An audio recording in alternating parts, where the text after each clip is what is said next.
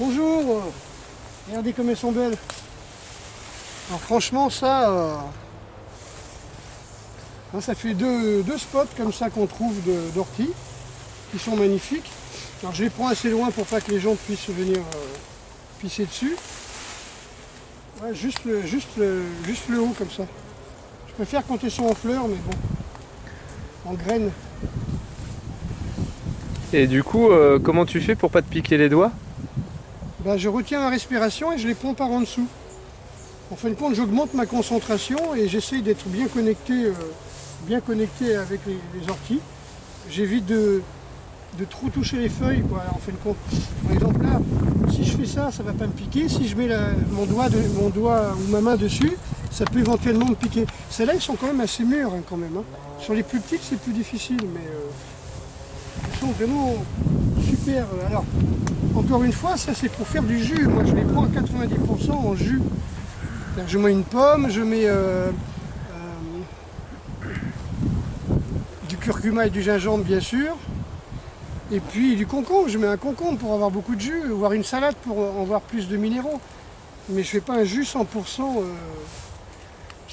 ortie, quoi. Elles sont trop superbes. Et sinon, tu peux les consommer aussi dans une soupe? Alors, moi, ce que je peux faire, c'est souvent je les ébouillante. Et une fois qu'elles sont ébouillantées, je les coupe en petits morceaux, comme ça, je les mets sur une planche. Je les coupe en petits morceaux et je mets ça dans de l'eau chaude avec du miso, un peu d'ail, par exemple, un peu de persil, et voire un jaune d'œuf. Ça me fait une soupe miso ultra riche en protéines. On va bouger par là parce qu'il y a un peu de vent. Voilà, Péri, là. C'est là qu'on va faire les stages. On va aller se promener un peu partout comme ça. Alors on n'est pas beaucoup et voilà, moi j'aimerais que les stages se limitent maxi 8 personnes, quoi, franchement. Tranquille comme ça, je pense qu'on doit être dans les chiffres, voilà, donc c'est assez intéressant. Et qu'est-ce que tu vas nous faire faire exactement pendant les stages? Eh bien, tout ce qui parle de contrôle de soi, arriver à avoir une meilleure assurance, auto-assurance, un self-control. Et puis, alors, comme d'habitude, hein, les frappes les plus expéditives. Alors, à savoir qu'une frappe, elle est efficace quand elle n'a pas été vue, elle n'a pas été perçue, elle n'a pas été prévisée, c'est prévisualisé, on va dire, par l'adversaire. Et puis sur des endroits très précis, quoi, d'une façon très précise, sur un endroit très précis. Ça, pour moi, c'est l'efficacité. C'est pas en cassant une brique, quoi. Une brique, elle n'a pas la structure d'un mec. Et même en frappant comme un bourrin sur une tête, voilà, on tue pas un bonhomme, encore moins un taureau, quoi. Je veux dire, on n'est plus des enfants, on n'est plus dans les années 60. Maintenant, je crois qu'on a des moyens scientifiques pour expliquer que c'est pas possible.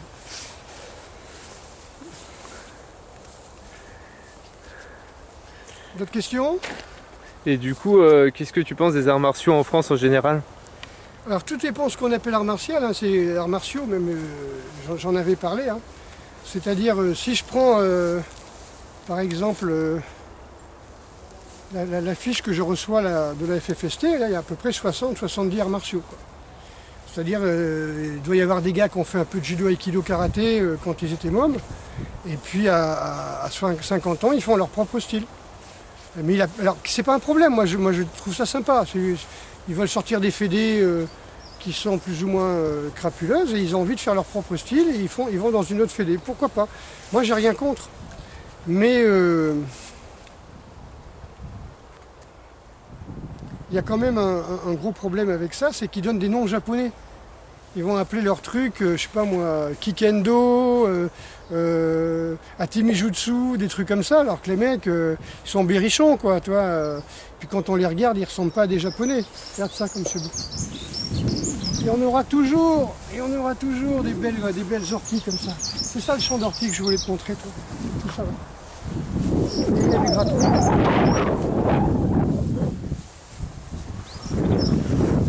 Oui, donc pendant tes stages, tu vas nous faire faire des choses qu'on n'a pas l'habitude de faire dans d'autres arts martiaux. Ah oui, voilà, dans d'autres arts martiaux. Toi, tu les as déjà fait.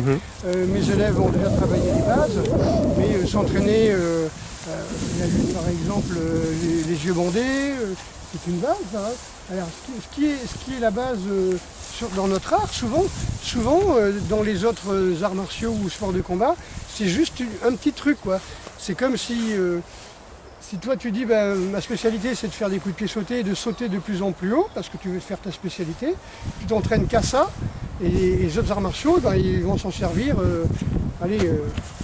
pour préparer Bercy, quoi. Donc il y a un bonhomme qui est plus ou moins doué, qui a une bonne pio et puis on va lui faire travailler ça.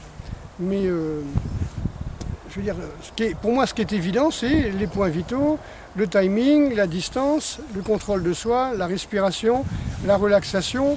Et surtout, bien comprendre que ce que l'on voit dans les arts martiaux, à 80%, c'est l'inverse de ce qui va faire l'efficacité dans un vrai combat.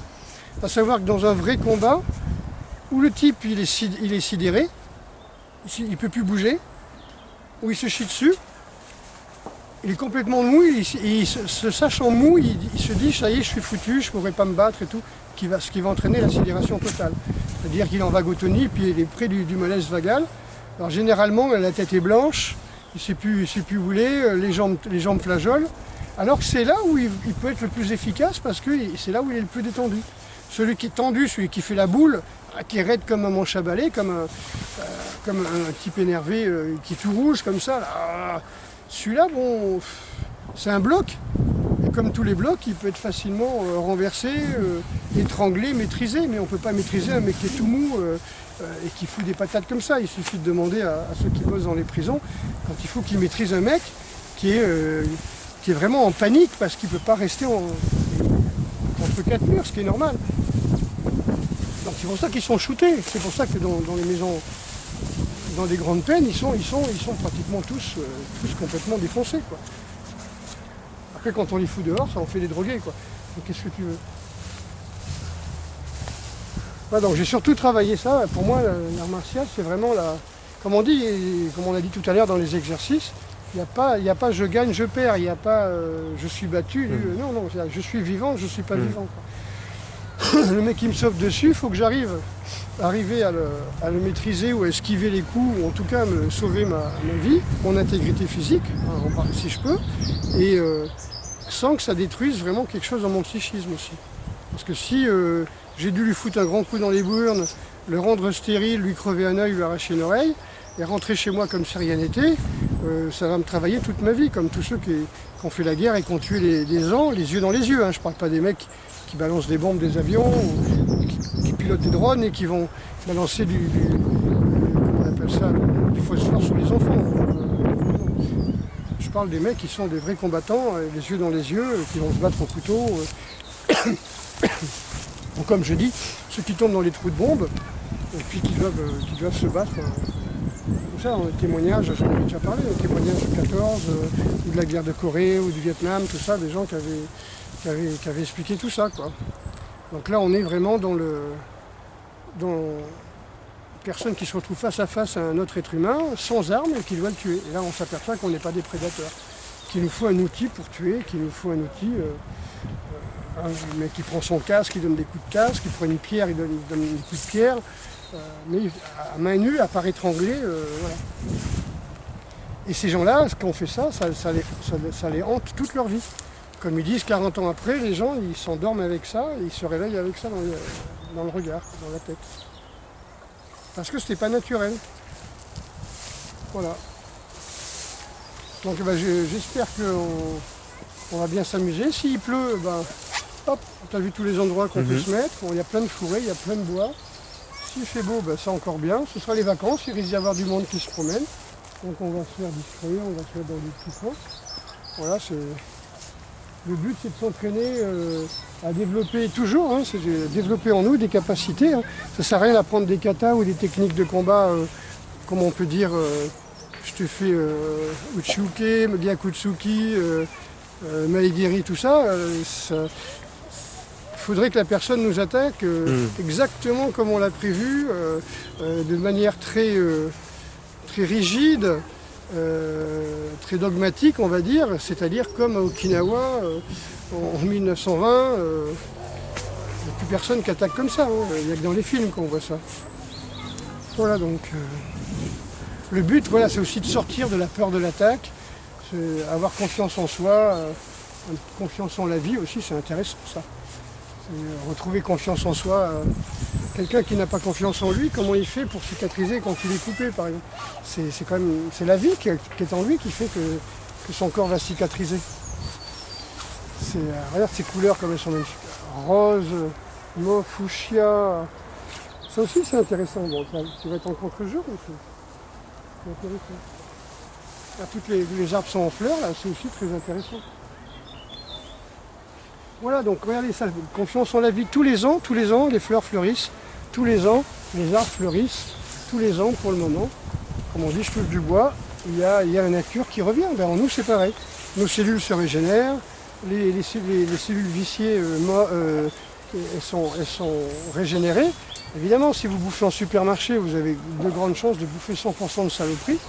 Et puis là, le corps, il passe son temps à chercher à détoxiner. Il passe son temps à chercher à réparer les saloperies, quoi. En plus, si vous stressez pour aller au boulot, si ça vous fait chier, si votre boulot vous épanouit pas, si vous êtes dans une situation de parents isolés, de divorcés, de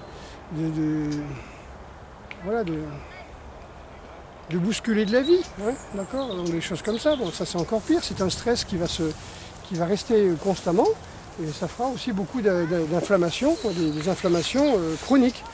Parce que vous le matin, ça vous fait chier, vous avez des souvenirs, vous avez des choses négatives qui vous reviennent. Et puis quand on se réveille le matin avec des choses négatives dans la tête, avec une envie de se battre, de se venger ou avec une peur, on ne peut pas avoir des comportements humains normaux. On ne peut pas avoir des comportements altruistes, bienfaisants, on ne peut pas aller vers l'autre, on ne peut pas avoir envie de partager, de faire des dons à des associations, de vouloir participer même au changement qui j'espère va arriver dans la société. On est là comme des cons, on a envie on est toujours dans la colère, on est toujours dans la plainte. Ça c'est une vie de malheur en fin de compte. Donc voilà, il faut sortir au soleil, il faut bouger, il faut voir que la nature est toujours là. Ça me rappelle je crois que c'est Koshitoei qui disait ça dans une de ses conférences, qu'à un moment, il y avait un industriel qui voulait se suicider parce qu'il avait raté, il avait hérité d'une entreprise et puis familiale, et puis il avait raté, puis il était monté en haut d'une montagne, il a voulu se jeter de la montagne pour se suicider, comme ça se passe beaucoup comme ça au Japon. Et puis en fin de compte, il a vu la nature, il a vu la beauté de la nature, il a vu le renouveau de la nature, il a vu l'auto-régénération de la nature, et puis il a décidé de faire autre chose. Il s'est dit, ben voilà, moi j'étais pas fait pour faire ça, et puis je fais autre chose. Voilà, c'est tout. Je ne suis pas obligé de faire ce que les parents faisaient, les grands-parents faisaient. L'entreprise familiale coule, ok, elle coule avec les morts, et que, voilà, laissons les morts enterrer les morts. Donc il a fait autre chose, il est parti dans une autre branche. C'est pas parce que vous faites une branche et que ça ne marche pas qu'il faut s'entêter. Hein. Vous faites quelque chose, ça ne marche pas, ça ne vous réussit pas naturellement, ben, ça veut dire que les énergies de la vie ne sont pas pour vous dans cette direction. Et vous ne les trouvez pas dans cette direction. Il faut faire autre chose, voire peut-être des choses totalement opposées. Regardez, moi je faisais des arts martiaux très rigides pendant des années. Après je suis allé vers le Bujinkan où c'était beaucoup plus souple. Et là, les professeurs sont allés vers le non-forme. J'ai trouvé ça génial. Et je pratiquais même déjà à l'époque, avant que je m'aperçoive de tout ça, du systéma, où c'était vraiment le non-forme. C'est pour ça que beaucoup disent, même les gens qui font d'autres arts martiaux, l'avenir est au systéma. Parce que les gens, on peut les tromper, on dit on peut tromper tout le temps une partie du monde, tout le monde une partie du temps, mais on ne peut pas tromper tout le temps tout le monde. Donc on peut dire aux gens, regardez, c'est exotique, c'est magique, c'est plein de pouvoirs magiques, vous allez casser, avec un doigt, vous allez tuer un bonhomme avec un kiaï, vous allez le paralyser, ça va un moment, quoi. Maintenant, on ne sait plus quoi faire de ces conneries-là, de ces légendes-là.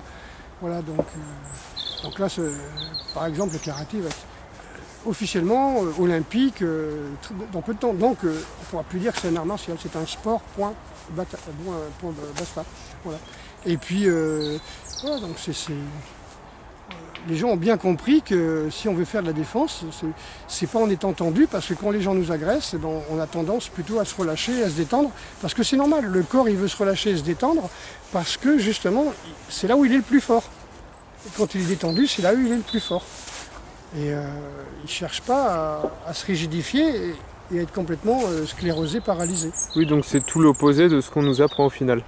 La relaxation, la décontraction. Oui, tout à fait. Ouais, tout à fait. C'est tout à fait l'opposé de ce que l'on nous montre habituellement. C'est joli, hein, c'est des katas, c'est des kimonos, c'est exotique. On va dire c'est exotique.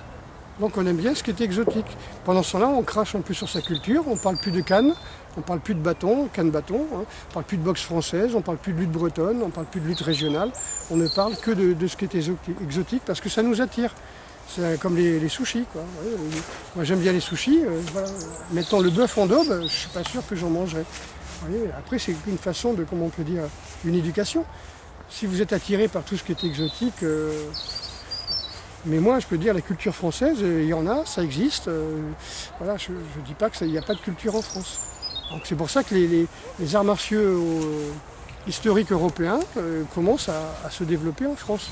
Je pense que ça va être pris par des fédés, phagocytés comme d'hab, mais voilà, les gens reviennent à la culture. Depuis qu'il y a eu la vogue du film Les Visiteurs, beaucoup se sont mis à s'intéresser au Moyen-Âge français et à s'apercevoir qu'ils avaient des épées, que les armures n'étaient pas si lourdes, que beaucoup de choses qui avaient été écrites sur le Moyen-Âge étaient des conneries écrites par des francs-maçons sous la Révolution, comme Michelet, etc., pour justifier les crimes de la Révolution.